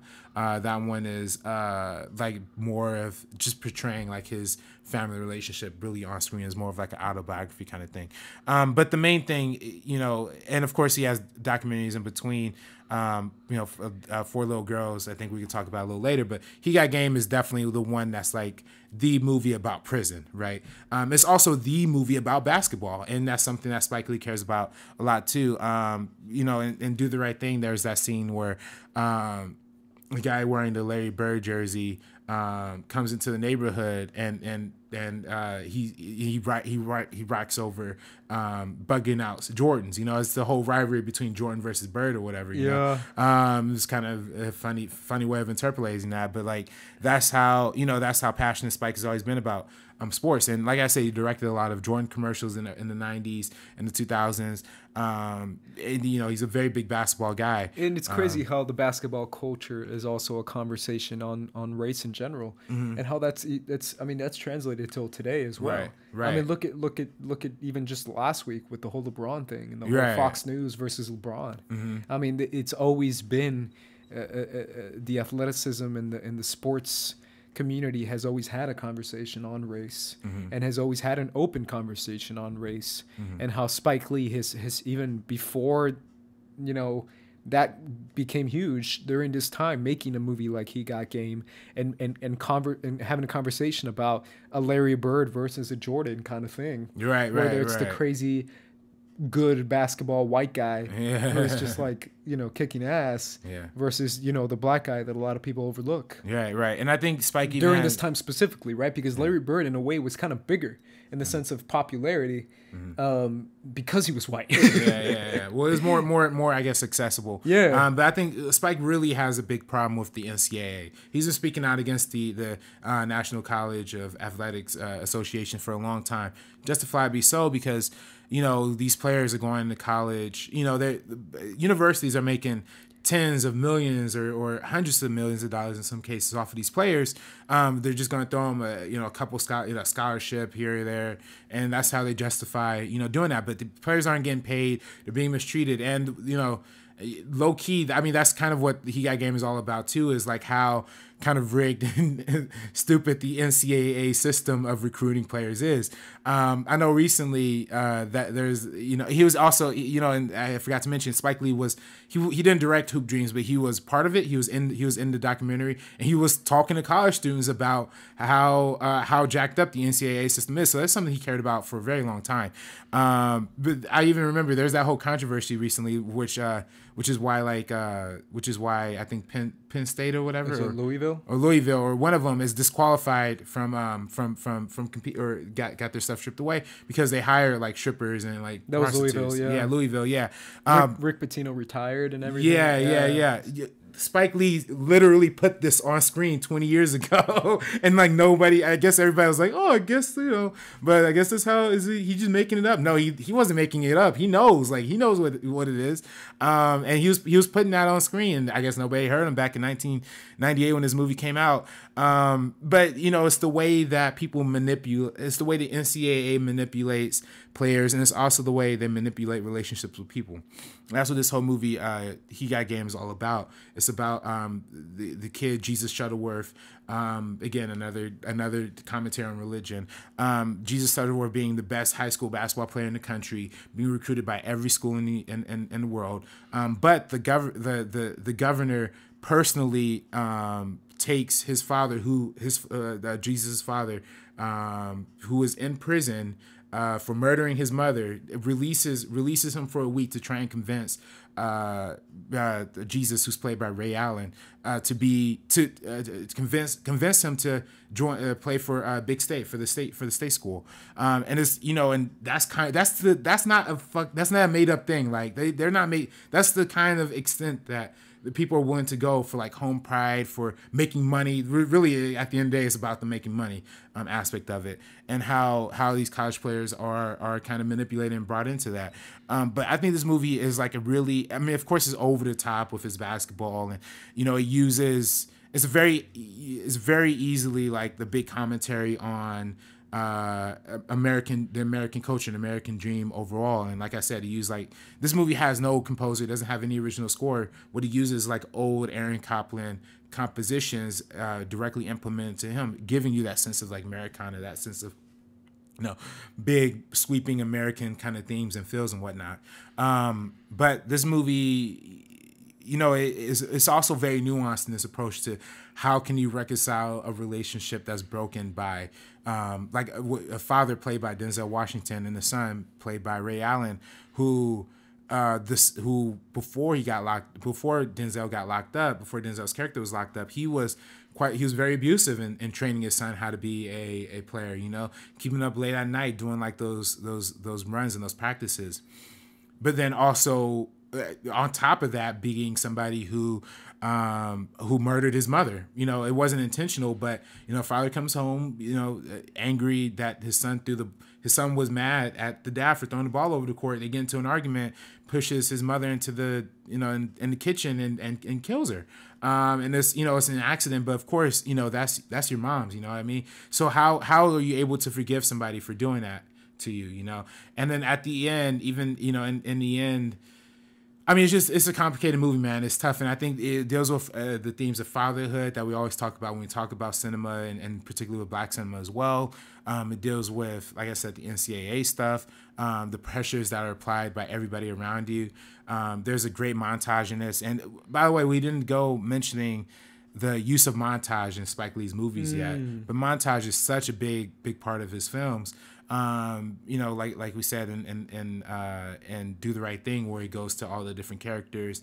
But in this movie, there's that great montage of where I believe the homie, one of Jesus's like Shady's friends, I can't remember who he is, who he's played by, but he's kind of telling him all of the different like tribulations that's gonna come with basketball, right? The sex, the money, the drugs, the drinking, like all that kind of stuff. It's just and portrayed in like a visual way is just really impactful.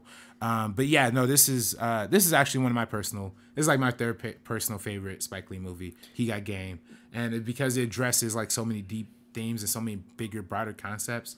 And awesome. If you're a fan of basketball too, it's basketball. Cool. Yeah, that's the biggest. Because I love basketball. And yeah, it's crazy how it's Spike Lee loves basketball too, like you said before. This is the best. This is probably the best shot basketball movie, like in terms of the basketball sequences. Probably the best we got out there. But and it's all about incarceration, man. And I think carrying over from Malcolm X and how being locked up is such a trial on somebody, how it's so hurtful for somebody like Jake, who's the dad played by Denzel, how him getting out for the first time, and even when he's out, he's still not really allowed at freedom. They just kind of throw him in a motel and expect him to live there with no food, no money, so he's kind of like just barely getting by. Meanwhile, his son's living like the big life, being taken to different colleges, having prostitutes thrown in his face, and cars and money, and how even that real estate dude, I forget who plays the the agent guy in this movie, how the real estate, I keep saying real estate, why I keep saying real estate? I'm looking at your TV, there's like the New York skyline with like a bunch of buildings, I'm like, oh, real estate, but never mind. Agents, how like the agents are using like cars and money to try and persuade, and he talks to him like saying like, don't, what's the point of going to college? You can just go straight to the NBA and we'll take care of you. And it's like, no, his mom specifically wanted him to get a full education before going into the college, before going to the league, because what else would he have to fall back on? And that's another big problem with the basketball system as well. It's like a super, we're seeing it now too with the crazy NCAA things that are going down right now. Yeah. Because it's a crazy corrupt system. Yeah. This stuff isn't new, man. Yeah. This stuff's been going on forever. It's not new. And Spike, even when that Louisville news broke, Spike put out the perfect tweet. He was like, He Got Game in 1998, and you motherfuckers haven't said shit for 15 years. Like that's what it comes down to. Like, and I guess I don't know. I guess people don't really. Guess people never really put the puzzle together. And that's basketball too. I follow college football like crazy. Yeah. College football. Yeah. That's another one that's super crazy and corrupt. The NCAA in general, it just is a weird backwards system. You can't pay the players. I mean, that's the biggest thing to me is like a lot of these basketball players. If you really talk to them, they are broke. They are broke. They seem like mega stars. Everyone wants to take selfies with them. They can barely afford meals. You know, like I said, the colleges are making tens of millions of dollars off of selling their jerseys, the stadium seats, TV rights, like all that stuff, man. It's like, man, where the money, the players are seeing none of that money, and they're just being used as tools, as pawns in the overall bigger system, and it's just really upsetting and hurtful, I think. Yeah. But yeah, no, we didn't talk about Four Little Girls. I was gonna say after he got game, he has a ton of documentaries and documentary shorts. Yeah. What do you think about Four Little Girls as a documentary? Right. Well, that was his another film he was nominated for the Oscar for. It came out, I think, the year before he got game, but because he does a lot of docs, man. Yeah, he does a lot of documentaries. He does a lot of music videos. He's done regular documentaries too. He has a lot of documentaries that he's involved in, and a lot of times about the appreciation of film, but there's also a lot of social issues as well. But this is kind of his big like social issues movie. It's about the 4 girls that were killed in the bombing in Birmingham, Alabama, back in 1980. Oh man, I don't want to get the year wrong, so I don't even want to say it. But yeah, it's about that whole event, and you see that happen at the very opening sequence of Selma. Yeah, it's definitely not the 80s. No, I didn't say 80s. I say 60s. 60s. I don't know exactly what year in the 60s. But yeah, it's about that. You see the crazy shot in Selma. Yeah. That's what it's about. And this movie was nominated for Best Documentary when it came out. It's an HBO. HBO backed it, and it's another movie. This one has more of a. Since with Martin Luther King being more active in the fight for in Birmingham and all that stuff, you see a lot of Martin Luther King presence in this movie too. So as opposed to him making Malcolm X, now he has more of a Martin Luther King kind of perspective on implemented in this film. But it's also a very tragic story, man. There's so many scenes where they interview family members of those little girls killed and how they kind of describe what they're doing that day. Like, you know, one of them, I think it was like the sister of the girl at the time. It's the sister of the girl. Talking about how that day her mom was telling her that the lace on her dress was loose, and she said something to the effect of like, you know, if you always want to go out looking your best because you never know what's going to happen that day, and that was the last time she saw her daughter. Before, you know, being bombed. And the bombings, the KKK, the Klans were active, you know, at this time. This is their big thing, and they're bombing people, firebombing people, and they just decide to blow up this church and, you know, taking it to a whole nother level. It's just really sad and really heartbreaking, but... It really is, especially the fact that it's children, especially the fact that it's a hate crime, especially the fact that it's a terrorist crime, and especially the fact that this isn't something that's too unheard of nowadays. Well, how many years ago was it in that church shooting? It was like 4 years ago. 2013, I think. 2013, 14, one of them. Yeah, with Dylan Roof and I mean, that was a church shooting inside a. That was Charleston, South Carolina, right? I think so, but it was a black church, right? Yeah, black church. Yeah. And he just went and shot it up. Yeah, I mean, that's so intense, and that itself is a terrorist crime too. I mean, the fact that this stuff is so ingrained in hyper racism and hyper destruction and terrorism. Right. Frankly, and domestic terrorism, because so much of this nation is focused on terrorism from people that are not from this country, and we ignore all the terrorism that has happened within the country that is done by the hands of people who are not immigrants and who are not from a different faith, but who claim to be from your faith and who are white. Right. And they're extremists. And we just saw that with the shooting in Parkland. That was 2 weeks ago already now, and it's like, it's insane. It's just insane. But obviously this one is a different case because it's purely racism. Purely racist hate crime.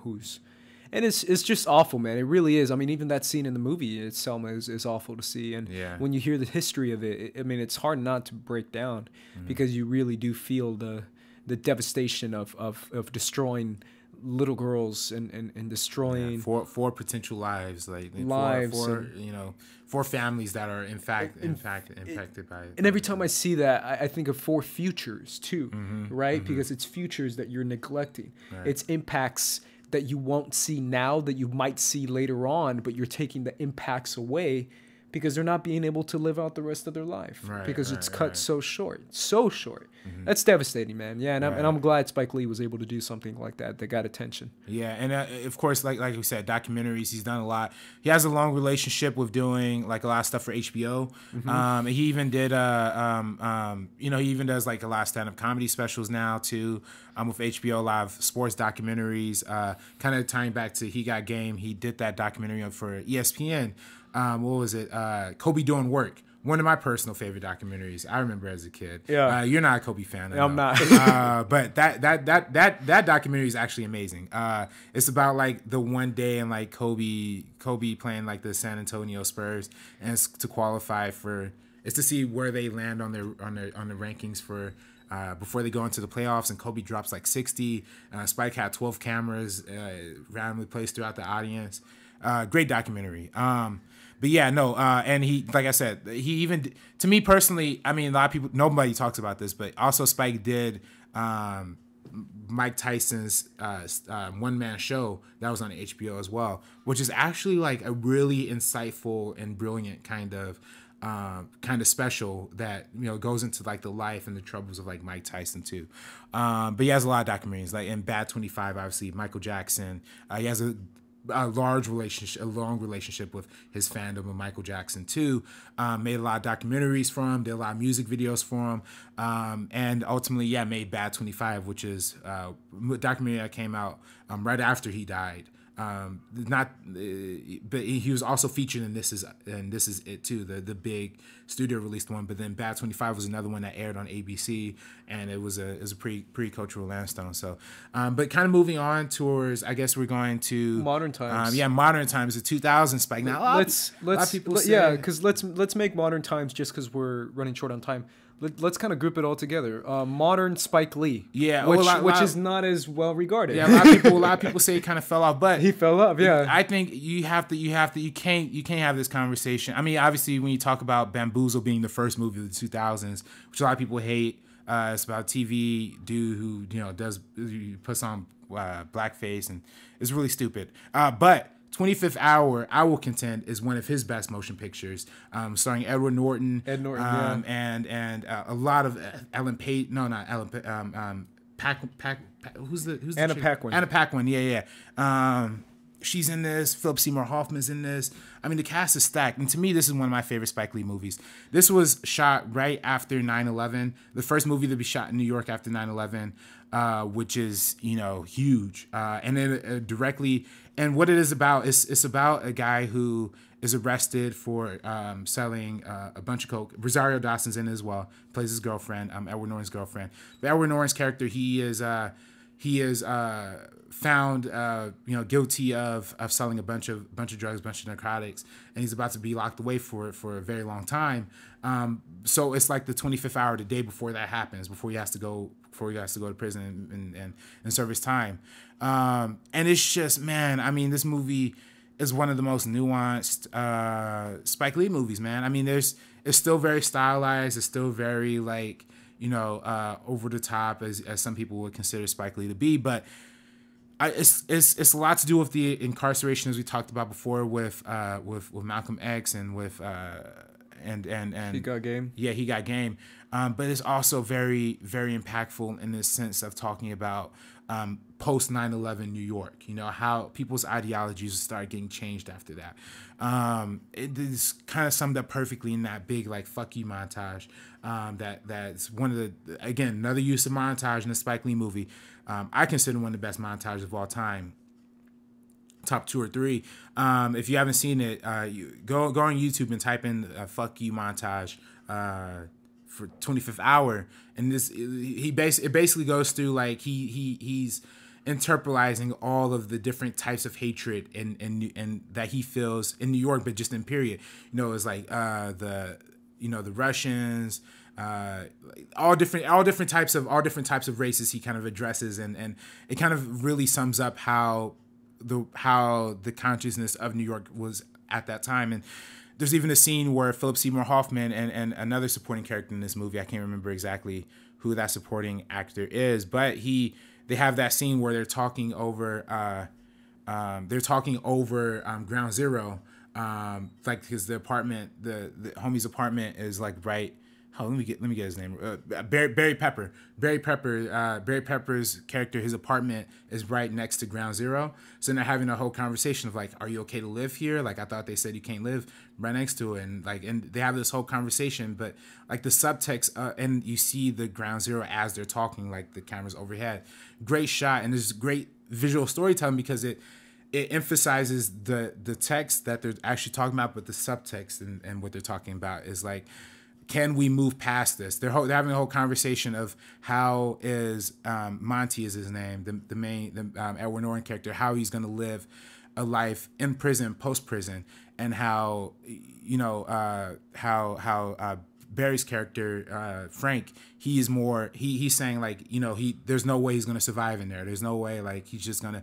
This is the last time we're ever going to see him. And then Philip Seymour Hoffman's still trying to embody like this feeling of hope, and there's just so many different themes.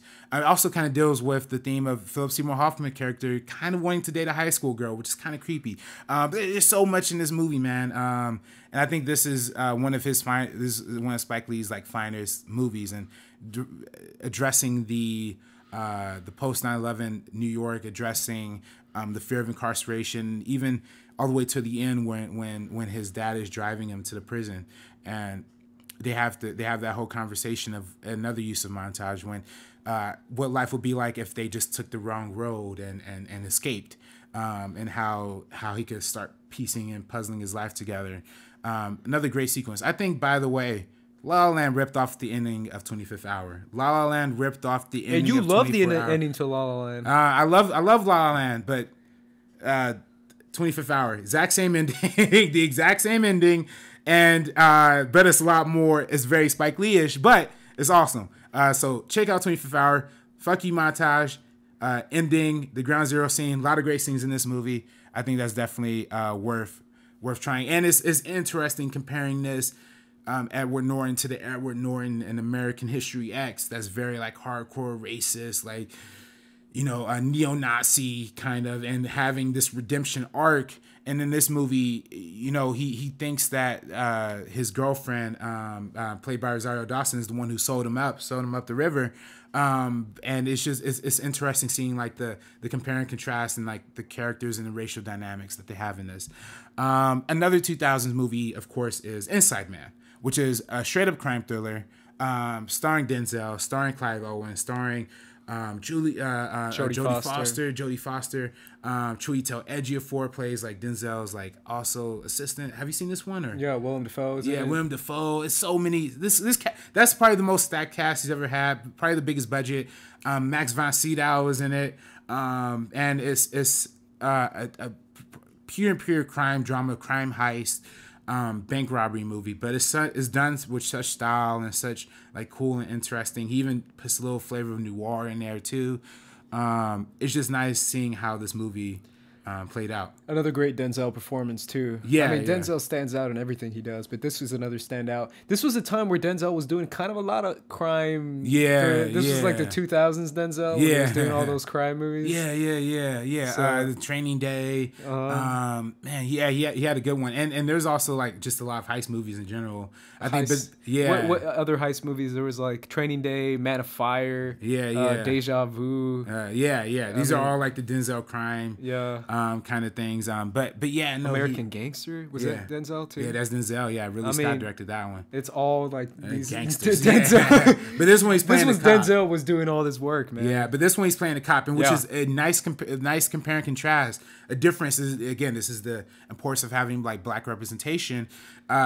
This is a movie where the black man is the lead detective and is outsmarting and trying to keep up with everybody, but the robbers are white or European to say, and Clive Owen is the main.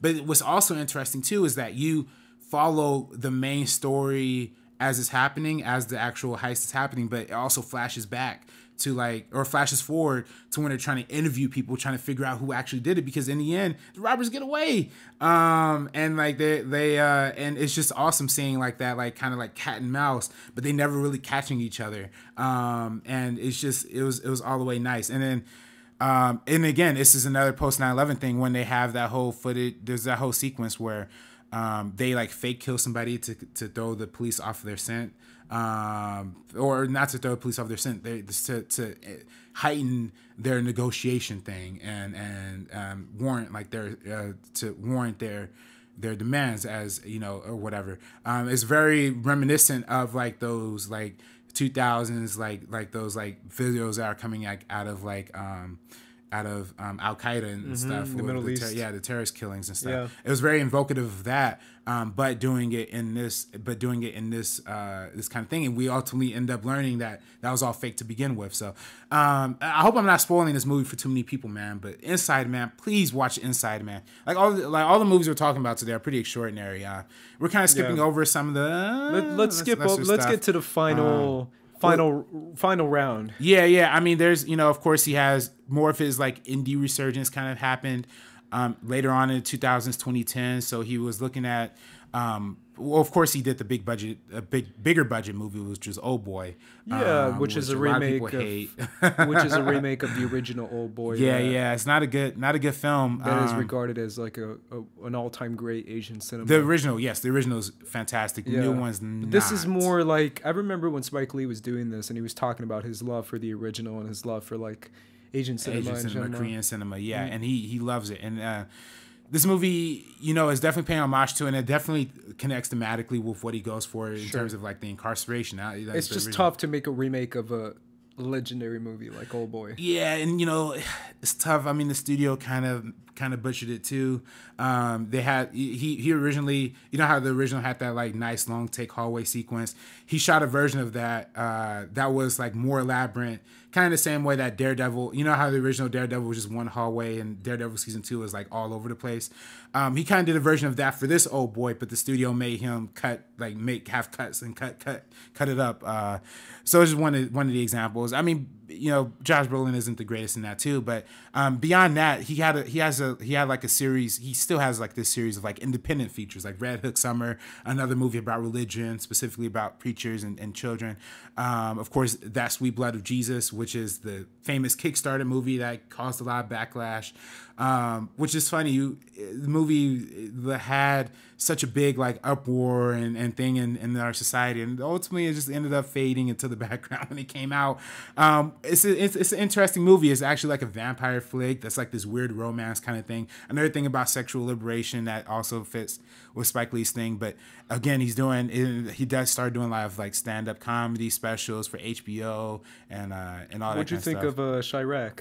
Chirac is his big thing right now, and his most recent big thing, and it's a remake of Do the Right Thing, essentially, at the end of the day, but it recontextualizes it into modern day Chicago, which is an epidemic, frankly.